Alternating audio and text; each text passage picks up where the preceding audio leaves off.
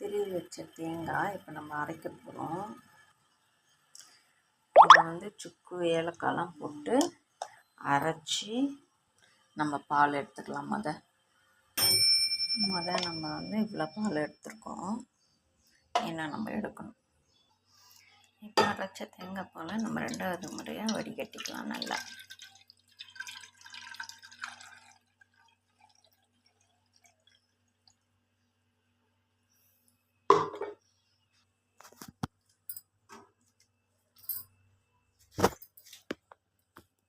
பழம் உரிச்சாச்சு.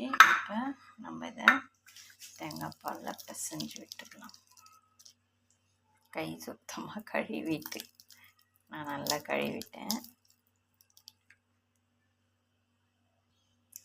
இப்போ நம்ம இனிப்பு சுவைக்காக சர்க்கரை போடுறோம். நீங்கள் உங்களுக்கு எந்த இனிப்பு தேவைப்படுதோ, தேனோ இல்லை நாட்டு சர்க்கரையோ வெல்லமோ எது வேணாலும் நீங்கள் போட்டுக்கலாம்.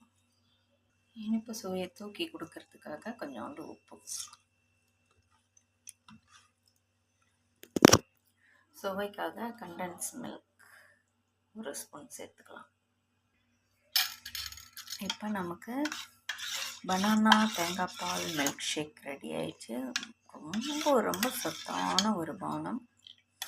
இதை நீங்கள் தினமும் ஒரு 100 ml குடிச்சிங்கன்னா கூட உங்களுக்கு ரொம்ப சத்து கிடைக்கும். இதை அப்படியும் குடிக்கலாம், ஃப்ரிட்ஜில் வச்சு குளிர் வச்சும் குடிக்கலாம். இது அவங்கவுங்க விருப்பம். ரொம்ப நல்லாயிருக்கும்.